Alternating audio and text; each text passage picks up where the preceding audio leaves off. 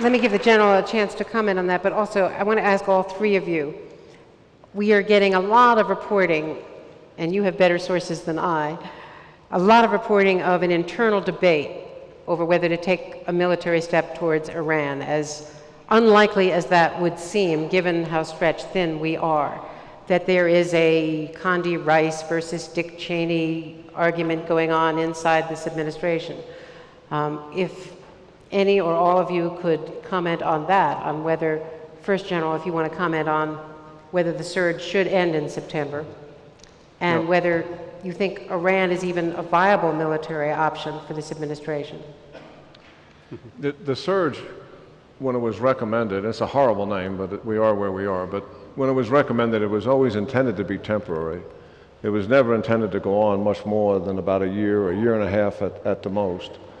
And it was intended to buy time to move the Maliki government hopefully in the right direction, and also buy some time for the Iraqi security forces, who in 06, when these decisions were being made, was in no way, shape, or form to take over responsibilities.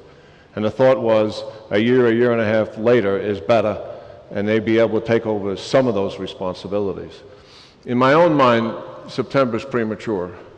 We're 3 weeks into this with all of our forces. The intent was always to go to the end of the year and then make a decision at that point whether we needed to go into the spring.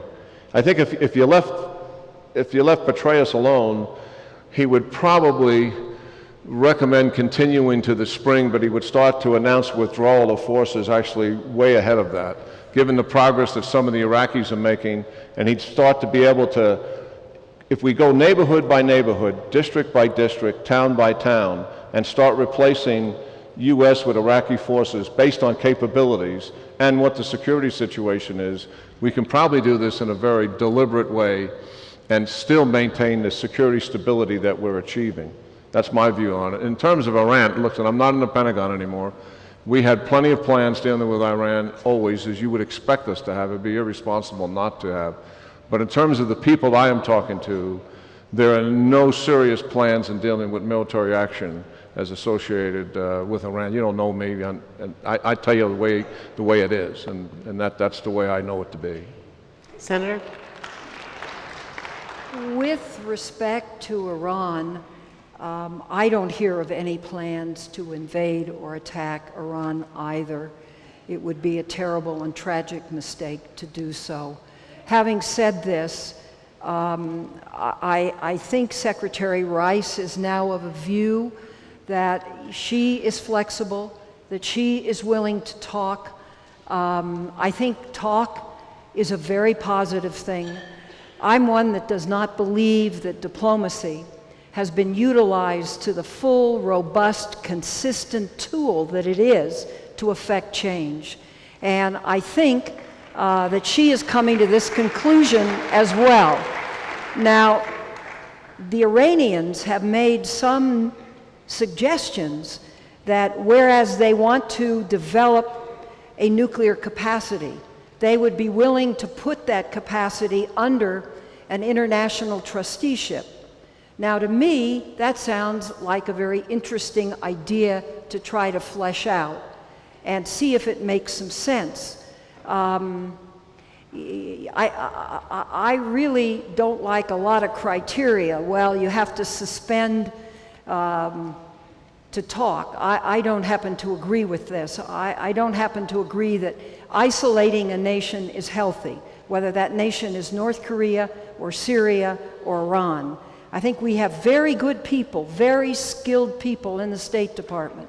And I think you really have to give them their head and let them go and try to develop the channels of communication that can produce some beneficial proposals. And I think they're out there. I think the president of Iran, Ahmadinejad, is a very difficult individual with which to deal.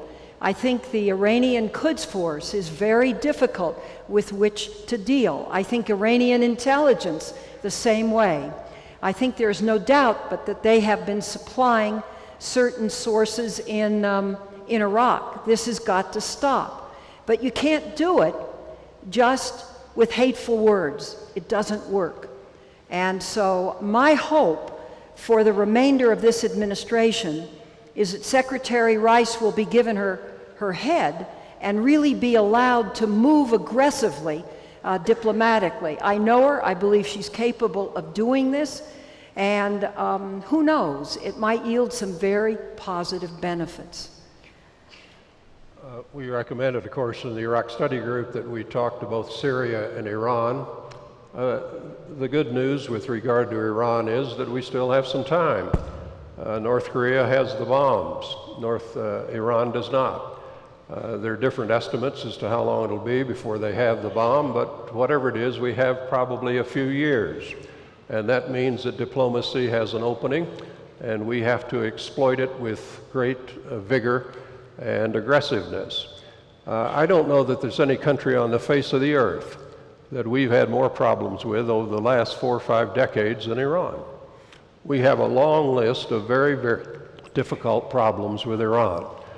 And though I favor diplomacy and I favor engagement at this point, I'm not Pollyannish about that. I was in the United States Congress when we began to talk with the officials of the Soviet Union. When we began, they would come in and read a speech, then I'd get up and read a speech. We'd toast each other afterwards and say we wanted peace on earth and prosperity for our grandchildren, and we'd leave. And we did that year after year. And then something began to happen. Something began to happen was we set aside the speeches and we began to talk with one another. And we got to know one another better. And that was the beginning of the thaw. And you went all through these decades with the Soviet Union when either country could push a button and blow the other ones off the face of the earth, and not a single shot was fired because we kept talking. And that's what we're going to have to do with Iran. One diplomatic meeting is not going to solve the problems of Iran. Okay. The other point that is important here is that you cannot look to any tool of American power and think you're going to solve the question with that tool. I think diplomacy, Diane thinks diplomacy, the General thinks diplomacy is enormously important. I do too. But the challenge in American foreign policy is to integrate all of the tools of American power, not just the military.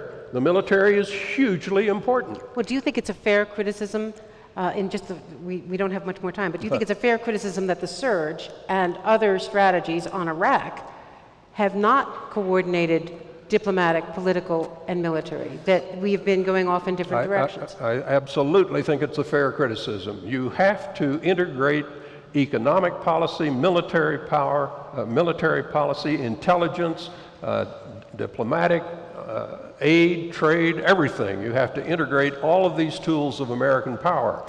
And one of the difficulties with the military, and I've indicated how important it is, but one of the difficulties with military power is everybody gets focused on it, to the exclusion of other things that you need to be doing. I support the use of military power in many instances, but I deplore the fact that we in American policy often seem to put too much emphasis on it and not enough emphasis on the other means of policy, and that's the real challenge. Well,